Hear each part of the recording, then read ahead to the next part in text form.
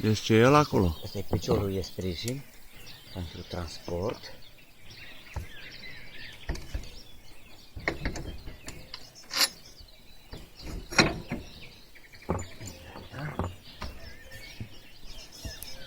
Aici trebuie deblocat de aici.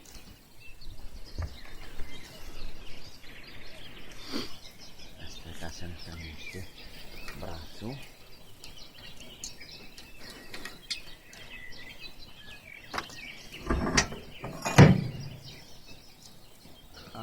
O căzut și piciorul. Piciorul e căzut. El ai dat.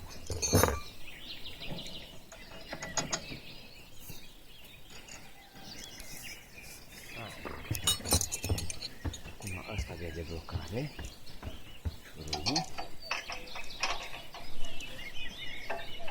Astea ține macaraua să nu se învârtă. Asta Brațul. pentru transport. Fixat.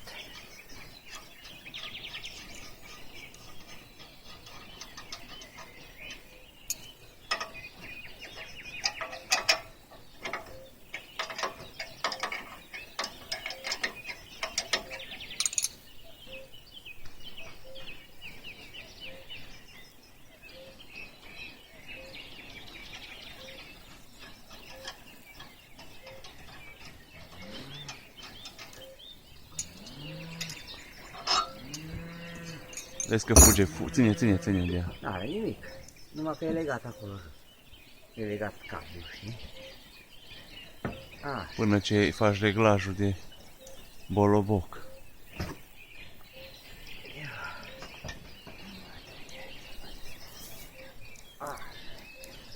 bun. Bolobocul? Mai vine ăsta de aici. De fapt ăsta nu. Dacă nu. Ăsta e cablul.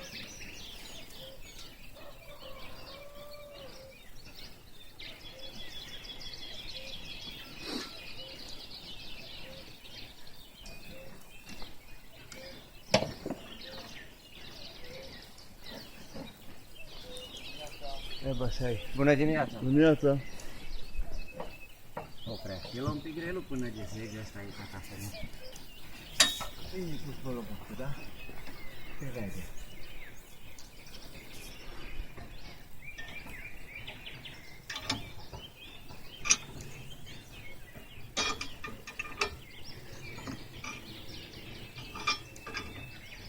Se duce încolo, brațul. Se duce, uite, se pune la boloboc. Uite.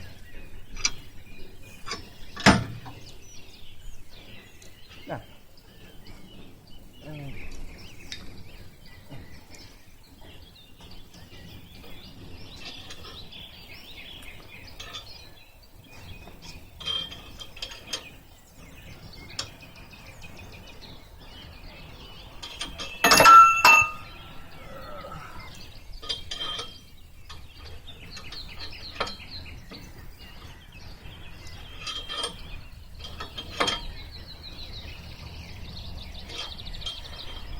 E gata. Nu mai voi încă o dată din coace, să vezi. Nu, Ha? E bun? da. E gata. În spate la mecanism. La mecanismul de... Mai trebuie prinsă bateria, da? Da. Oprești până duc bateria, știi? Ce baleghe mare! Baleghe de vacă! Baleghe de vacă! Sursa de alimentare.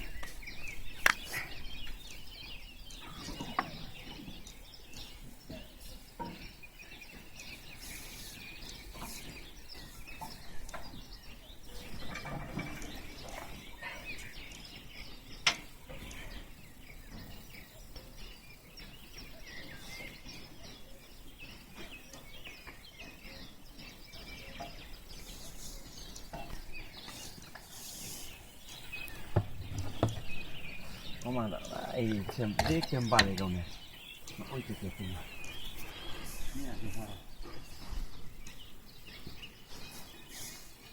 Trebuie să vezi aici cum e fixat.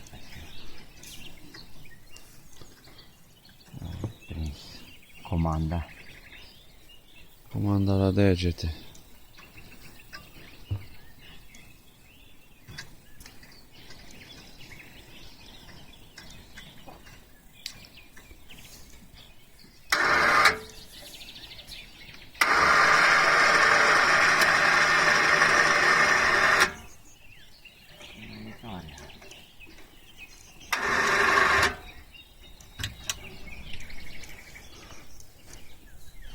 Așa, ăsta întâi stai să scot dispozitivul.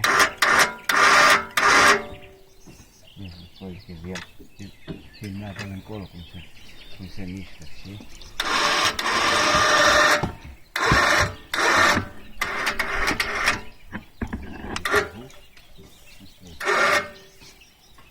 Dispozitivul de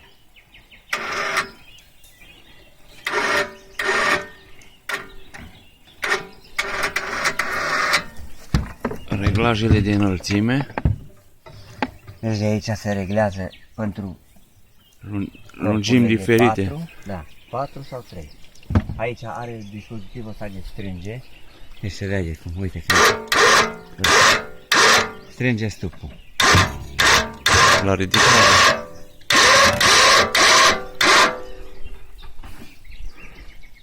Vine pe la capăt.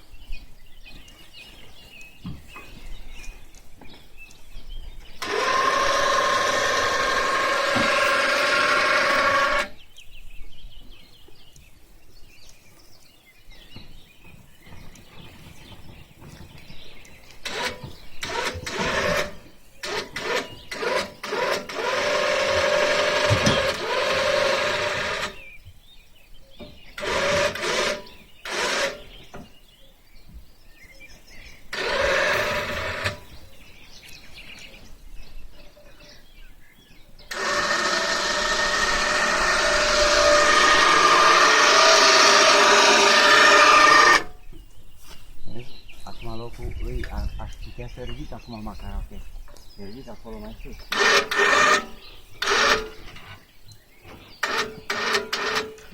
Să-i...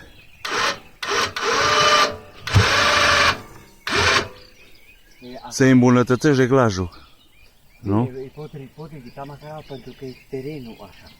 Atunci pot să ridic macaraua dacă vreau să ridic mai sus. Macaraua are acolo, nu se poate ridica.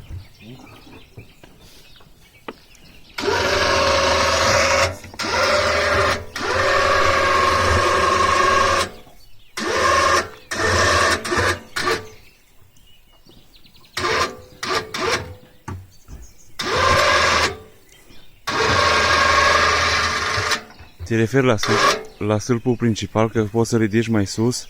Asta aici. Se bagă cricul și de aici se ridică mai sus. Aha, bagi în gaura aia cricul și da, sprijini jos pe... aici se ridică, și mai sus. Se lungește stâlpul. Este unul în interior. Da, are un stâlp interior, dacă filmezi acolo se vede. Ăla se ridică în el.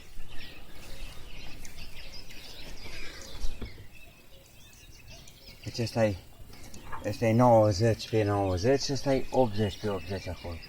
Deci până pe aici, și se ridică sus ca să fie mai înalt, în cazul că e nevoie.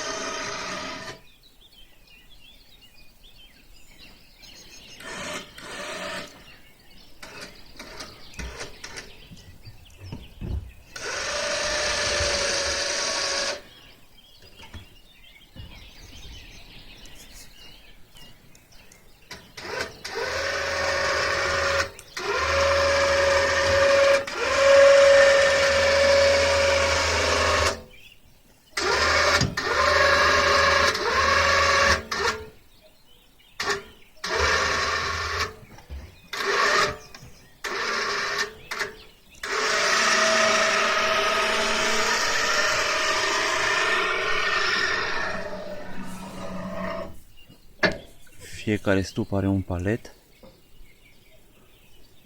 prins de fund de stupului.